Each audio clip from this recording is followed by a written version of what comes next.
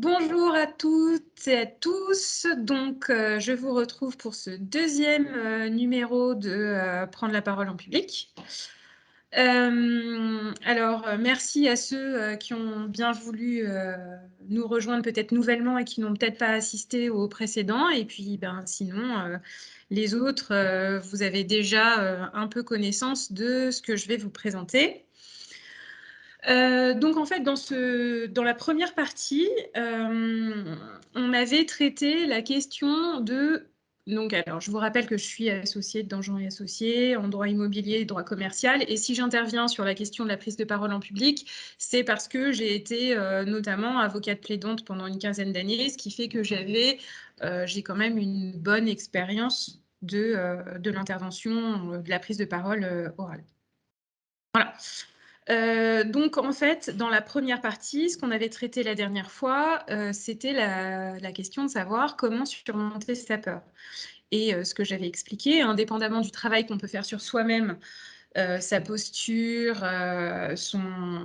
sa manière de se comporter et d'interagir, le point principal que j'avais soulevé, c'était le fait qu'il fallait être très préparé et avoir très bien travaillé son dossier ou son intervention pour se trouver un peu libéré dans sa parole, puisqu'on n'a plus toute l'insécurité qui peut éventuellement reposer sur le contenu de son dossier.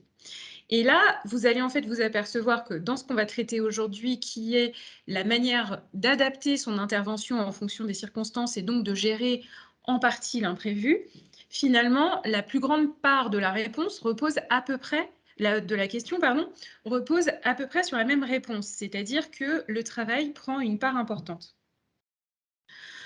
Donc, pour revenir sur les types d'interventions qu'on peut rencontrer, il y a ce que j'appelle les interventions de type exposé, c'est-à-dire qu'en fait, vous, en tant qu'intervenant, vous délivrez un message de manière unilatérale à titre principal et vous pouvez recevoir des questions plutôt de manière secondaire et donc votre interaction avec votre auditoire relèvera des réponses aux questions. Donc c'est à peu près ce qu'on est en train de faire là. Et sinon, vous avez ce que j'appelle plutôt les interventions de type interaction, où là, le principal de l'intervention relèvera de l'échange. Et donc, vous avez dans ce type d'intervention une part d'inconnu qui est un peu plus grande, puisqu'en fait, la manière dont va se dérouler l'intervention orale va beaucoup dépendre de votre interlocuteur, en fait, ou de vos interlocuteurs. Et dans ces deux cas, ce qui est très important, c'est de se préparer, de travailler sur le fond. Ça, évidemment, dans le cas d'une plaidoirie, vous devez connaître extrêmement bien votre dossier. Dans le cas d'une formation, vous devez connaître extrêmement bien la question technique que vous avez à présenter. Dans le cas d'une réunion client, naturellement, vous devez avoir fait un certain nombre de recherches sur votre client ou sur votre prospect et sur ce que vous allez lui présenter. Et dans le cadre d'une négociation, si on se place dans le cadre d'une négociation, parce que ça aussi, c'est une interaction importante, vous devez très bien connaître soit le contrat, soit les zones de difficulté éventuelles ou les questions qui peuvent se poser.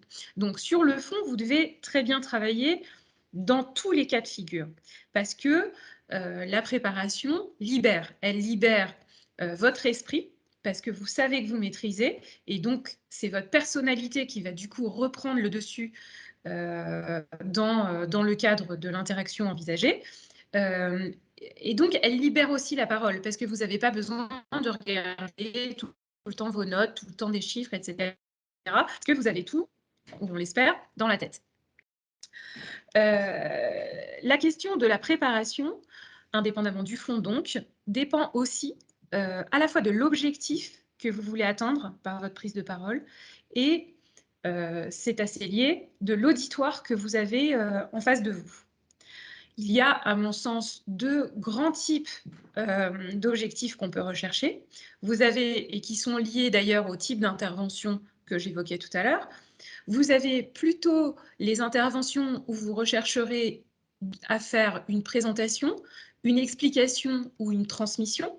Donc ça va être une formation, une réunion client de présentation pour la première fois, etc. Et puis, vous avez un autre type d'interaction qui va relever plutôt de convaincre ou de négocier. Et en réalité, les imprévus que vous allez gérer dans ces deux types d'intervention vont être un petit peu différents. Dans le cas de transmettre, expliquer, présenter, vous allez plutôt avoir des questions. Et on verra qu'elles sont de plusieurs ordres. Et dans le cas de convaincre, négocier, vous risquez de vous trouver parfois en zone de conflit. Donc ça, c'est encore une façon un tout petit peu différente de gérer. Mais en fait, vous verrez que finalement, les principes pour gérer ces situations d'imprévu sont toujours à peu près les mêmes. Donc, on s'aperçoit que, mis à part le trac naturel qu'on peut ressentir quand on fait une prise de parole en public, en réalité, la question, c'est de savoir ce dont on a peur. Et ce dont on a peur, en fait, c'est de se rater. C'est-à-dire de rater son intervention. Or, qu'est-ce qui peut vous faire rater une intervention? Si vous parlez tout seul, pas grand-chose, parce que normalement, si vous avez travaillé, sauf à avoir oublié complètement ce que vous aviez dans votre tête, vous ne pouvez pas rater véritablement. Vous pouvez être un peu monotone, vous pouvez pas être super bon ce jour-là, mais vous ne pouvez pas complètement vous rater. Donc, ce qui vous fait peur, en fait, c'est de vous trouver face à des questions ou face à des réactions que vous ne savez pas gérer. C'est ça, en fait, qui fait craindre la prise de parole en public. Et on s'aperçoit qu'il y a des moyens quand même assez simples de régler ces questions. Donc, l'une des clés de l'intervention, de la prise de parole en public, c'est ne pas se laisser interrompre et inversement, ne pas interrompre. En fait, ce qu'il faut savoir quand on prend la parole en public, c'est que, indépendamment du message que vous délivrez, vous avez en face de vous des personnes qui vont réagir, qui vont répondre, qui vont parler. Et quand on intervient en public, il faut être un peu psychologue, c'est-à-dire qu'il faut savoir absorber ce que la personne vous dit en face, il faut avoir l'esprit ouvert, les yeux, les oreilles, etc. et regarder ce que vous avez en face de vous. Des réactions d'ennui, des haussements de sourcils, des petits gestes qui peuvent vous permettre de capter l'orientation que vous devriez prendre ou que vous pouvez prendre ou les questions que vous pouvez anticiper. Donc, dans le fait de ne pas s'interrompre et ne pas se laisser interrompre, c'est exactement ça qui fonctionne. Ne pas se laisser interrompre, c'est une question d'affirmation de soi. C'est la confiance en soi. Donc, ça veut dire qu'on est suffisamment sûr de son propos et qu'on doit dérouler son propos jusqu'au bout, son raisonnement jusqu'au bout. Et donc, quand une personne cherche à vous interrompre, il faut le dire de manière non conflictuelle, pacifiste, mais d'affirmer de manière suffisamment sûre que vous souhaitez aller jusqu'au bout de votre propos. Ça, c'est une première chose. La deuxième chose, qui est donc le contrepoint, c'est ne pas soi-même interrompre. Et ça, en fait, c'est difficile. Alors évidemment, il y a la question de courtoisie, c'est-à-dire que vous ne voulez pas interrompre parce que vous ne voulez pas être interrompu, donc c'est donnant-donnant.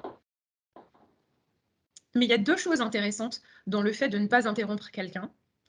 C'est d'abord que, comme vous avez travaillé votre sujet, vous anticipez déjà dans votre tête un certain nombre de questions, un certain nombre de problèmes. Et le fait d'interrompre quelqu'un en pensant qu'il va vous poser une question et en fait en répondant par avance à quelque chose qu'il ne vous a pas forcément demandé, c'est qu'en fait, vous allez peut-être lui donner des armes dont il ne disposait pas. C'est-à-dire que comme vous savez déjà des choses, vous pensez qu'il va dire quelque chose et vous répondez de manière immédiate. Or, soit c'est vraiment la question qu'il va poser. Et dans ces cas-là, vous n'avez aucun intérêt à ne pas le laisser dérouler sa question jusqu'au bout, puisque à la limite, ça ne fait que conforter ce que vous pensez. Soit ça n'est pas la question qu'il va poser, et il ne disposait peut-être pas des informations que vous alliez lui livrer. Et si vous l'interrompez, vous risquez de lui donner des armes pour vous contredire ou avoir une position plus forte. Donc, laissons les personnes dérouler leur raisonnement jusqu'au bout. Ensuite, Dans le fait de ne pas interrompre, l'intérêt aussi, c'est que vous pouvez laisser la personne s'enferrer dans une erreur ou s'enferrer dans une contradiction ou dans une inexactitude qui, là, vous donne à vous une force. Donc, il y a tout un exercice à faire d'affirmation de soi et aussi de contrôle de soi, puisque parfois on est tenté d'interrompre la personne, mais il vaut mieux ne pas le faire. Et si vous avez des réflexions pendant que la personne vous parle, à ce moment-là, vous les notez pendant qu'il est en train de parler et vous y répondez plus tard. Ensuite, j'ai abordé tout à l'heure les 2 imprévus face auxquels vous pouvez vous trouver en fonction des différents types d'interventions. Vous avez les questions et vous avez les conflits, ou disons les situations antagonistes. Alors, pour les questions, ce qu'il faut vous dire, c'est la première chose, c'est que le travail sur le fond va vous permettre d'anticiper un très grand nombre de questions. Parce que, a priori, les personnes que vous aurez en face de vous auront plutôt moins travaillé que vous et seront là pour recevoir des informations ou sauront, disons, moins de choses que vous.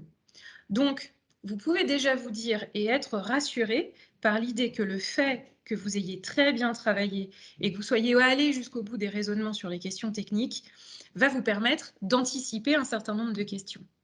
Maintenant, vous pouvez quand même vous retrouver face à des questions. Il y a plusieurs types de questions que vous pouvez avoir. Vous pouvez avoir les questions d'une personne qui n'a pas compris ce que vous avez dit. Donc, ça n'est pas nécessairement un problème. Ça veut juste dire que soit elle a mal reçu la manière dont vous avez expliqué les choses, soit vous l'avez mal expliqué. Et donc, face à cette question, vous avez simplement à reformuler, trouver d'autres mots pour expliquer ce que vous avez voulu dire. Ensuite, vous pouvez avoir des vraies questions, c'est-à-dire des questions qui sont soulevées de manière pertinente sur la base de ce que vous avez expliqué. Et soit vous pouvez y répondre, soit vous ne pouvez pas y répondre. Pour savoir si vous pouvez y répondre, le premier réflexe à avoir quand on vous pose une question, c'est de la reformuler avec vos propres mots. C'est-à-dire de réexprimer pour savoir si vous avez bien compris la question qu'on vous pose. Parce que déjà, la question peut être mal formulée ou peut être formulée de manière incomplète. Et donc, sur le moment, vous pouvez ne pas forcément voir là où la personne veut aller. Donc, déjà, commencez par reformuler. Et ensuite, il y a 2 branches alternatives. Soit vous connaissez la réponse à la question, auquel cas, on se retrouve dans la première hypothèse où vous réexpliquez de manière pédagogique la réponse à la question, soit vous ne savez pas. Et la deuxième clé de libération de la peur des questions, c'est de se dire que ce n'est pas grave si on ne sait pas. On ne sait pas tout. On ne sait jamais tout sur un sujet, c'est impossible. Personne. Donc, ça veut dire que dans ces cas-là, quand vous vous trouvez face à une question où, très légitimement, vous ignorez la réponse à la question, dans ces cas-là, il faut utiliser le deuxième outil à pas reformuler, c'est temporiser. C'est-à-dire que dans ces cas-là, vous indiquez à la personne que vous ne disposez pas de la réponse dans l'immédiat et que vous allez lui répondre dans un second temps. Donc vous lui dites que soit sa question est très spécifique, soit ça touche un niveau de détail dans lequel vous n'étiez pas censé aller. Et à ce moment-là, vous dites à la personne, laissez-moi votre email et je vous répondrai de manière séparée. Et il n'y a aucun problème. Et à partir du moment où vous vous êtes libéré de la peur de la question par le fait que, 1, j'ai très bien travaillé, et 2, c'est pas grave si je ne sais pas tout, à ce moment-là, vous avez déjà disons, neutraliser une certaine part de votre peur. Ensuite, il y a les situations où vous pouvez vous retrouver en conflit. Là, vous êtes dans une réunion de négociation ou une réunion client, et vous avez en face de vous une personne qui, ayant entendu toutes vos explications et ayant lui-même un niveau d'expertise vraisemblablement équivalent au vôtre, a une position divergente. Alors là, de 2 choses l'une. Donc déjà, tout le travail que vous avez fait avant, donc on en revient finalement aux mêmes outils qui sont, travailler pour pouvoir anticiper. Donc là, travailler pour pouvoir anticiper des zones d'ombre dans un dossier. Donc il ne faut pas faire comme si ça n'existait pas. Parce qu'il y a forcément quelqu'un qui va vous soulever une faiblesse ou une zone d'ombre dans un dossier. Le travail va vous permettre de les anticiper. Et c'est en les anticipant que vous serez plus fort, parce que vous aurez des possibilités de réagir à ces réactions, à ces premières réponses, disons. Donc, ça signifie que vous travaillez pour anticiper, et là, vous avez à nouveau votre petit matelas de sécurité pour réagir à l'imprévu, c'est toujours le même. Et puis ensuite, quand vous vous trouvez face à une position divergente, vous avez les mêmes réflexes qu'en termes de questions. C'est que premièrement, vous reformulez, c'est-à-dire qu'il faut que vous compreniez bien ce que la personne vous oppose, la raison pour laquelle elle n'est pas d'accord avec vous. Et une fois que vous avez reformulé, vous avez deux possibilités. Soit vous pouvez raisonner et potentiellement convaincre la personne que vous avez en face ou être convaincu par sa position, puisque entre professionnels, on peut parfois admettre que la position d'en face pour une rédaction, je ne sais pas, de clause ou pour disons, une interprétation quelconque peut être finalement la bonne, une fois qu'on s'est entendu mutuellement. Et ça, c'est très bien. Ou alors, vous avez une position de blocage, comme on dit en anglais, let's agree to disagree. Donc là, vous l'avez identifié de part et d'autre. Et à ce moment-là, l'outil, c'est encore le même, c'est temporiser. C'est-à-dire que parfois, il n'est pas bon d'être dans l'immédiateté. Et à ce moment-là, vous mettez ce point de côté, vous passez à d'autres points de discussion ou de négociation, et vous pouvez revenir plus tard. Donc, soit certains points de négociation ultérieurs vous permettront de débloquer celui-là, soit qui se débloque en même temps, soit que, par exemple, vous négociez des contreparties, c'est-à-dire je vous donne ça, mais vous me donnez le truc sur lequel on était bloqué tout à l'heure. Soit, à ce moment-là, si vraiment le désaccord persiste, eh bien, on le note dans un coin, on se sépare à la fin d'une réunion, on y réfléchit et on se retrouve plus tard pour en rediscuter. Voilà. Donc, j'ai essayé d'être assez brève sur la gestion des imprévus. Il y aurait beaucoup à dire. Évidemment, il y a des formations sur la négociation. Ça peut être intéressant à suivre. Il y a des spécialistes pour ça. Mais maintenant, c'est à moi de répondre à vos questions. Alors, peut-être que vous voulez me les poser de vive voix plutôt que de les poser dans le chat. Et sinon, je veux bien regarder les questions qui ont été posées. Alors, que pensez-vous que pensez-vous des débats politiques où les personnes s'interrompent tout le temps? Eh bien, je crois que ça ne sert à rien. Je pense que quand on s'interrompt tout le temps, en fait, on ne laisse pas le libre cours à la pensée. En réalité, c'est plus... ça devient du show, en fait. Donc, les débats politiques qui sont télévisés, ils ne répondent pas à l'objectif de véritablement informer, puisque sinon, on laisse dérouler la pensée. Donc, je pense qu'en fait, leur objectif est très défini avant, et c'est plus celui du paraître que celui du fond. Donc, en fait, ils répondent à leur objectif, mais je crois qu'ils ne répondent certainement pas à l'objectif d'informer. Ensuite, quand on n'a pas la réponse à la question par quelle formulation peut-on gérer la temporisation dans le cadre d'un examen oral? Alors, d'un examen oral, c'est-à-dire quand on passe soi-même un examen? Ou est-ce que quand on fait passer un examen? Alors, c'est Gaëlle qui m'a posé cette question. Est-ce que Gaëlle est avec nous? Oui, vous m'entendez? Oui, je vous entends. Oui, bonjour. Bonjour. Oui, c'est pour préciser, en fait, quand vous donnez la deuxième solution de temporiser quand on n'a pas la réponse, typiquement quand on passe un examen, c'est-à-dire quand on soutient un oral soi-même, qu'on a une question du public, Ouais, je on peut pas comprends. trop temporiser. Enfin, c'est pas Non, trop alors le évidemment, cadre. la question de l'examen, elle sort un peu de ce que... Parce que là, moi, je me place évidemment en milieu professionnel. pas en milieu universitaire ou scolaire. Évidemment que quand on est à un examen oral et quand on n'a pas la question, on ne peut pas dire « je vous répondrai plus tard ». Alors, je pense que tout le monde s'est déjà trouvé dans une situation comme celle-là. Il faut très souvent souffler un peu et essayer de se raccrocher aux connaissances qu'on a déjà, c'est-à-dire reformuler des réponses ou raisonner tout haut finalement. Il faut pouvoir montrer à l'examinateur, dans ces cas-là, que vous savez raisonner, c'est-à-dire que vous êtes face à quelque chose que vous ne maîtrisez pas, mais vous vous servez de vos ressources personnelles, c'est-à-dire de votre capacité de raisonnement et des connaissances que vous avez dans d'autres domaines peut-être, pour pouvoir essayer de répondre. Et ça, ça reste mieux qu'un je ne sais pas, dans ce cas-là. Voilà. Avez-vous des recommandations en termes de formation? Pas particulièrement.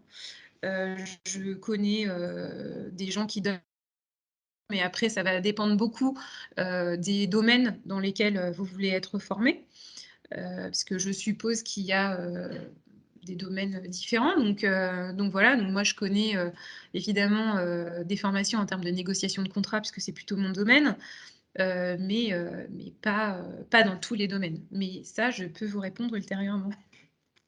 Voilà. Est-ce qu'il y a d'autres questions? Par exemple, comment bien négocier avec un client? Oui, alors faudrait que j'y réfléchisse en fait, parce que c'est pas là, j'ai rien qui me vient spontanément. Puis en plus, je n'ai pas forcément de promo à faire d'une formation plutôt qu'une autre, mais il y a de très très bonnes formations. Moi, j'en ai suivi certaines. Est-ce qu'il y a d'autres questions? Non? On est dans les temps, hein.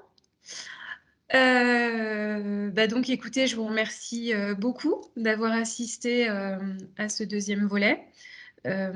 Si vous avez peut-être des souhaits ou des suggestions aussi, vous pouvez peut-être les formuler et à ce moment-là, je peux approfondir certains points si ce sont des questions qui vous intéressent et puis peut-être prévoir éventuellement une autre intervention dans le cadre d'Expert Tips. Voilà. Merci beaucoup tout le monde. Merci Faye, merci beaucoup.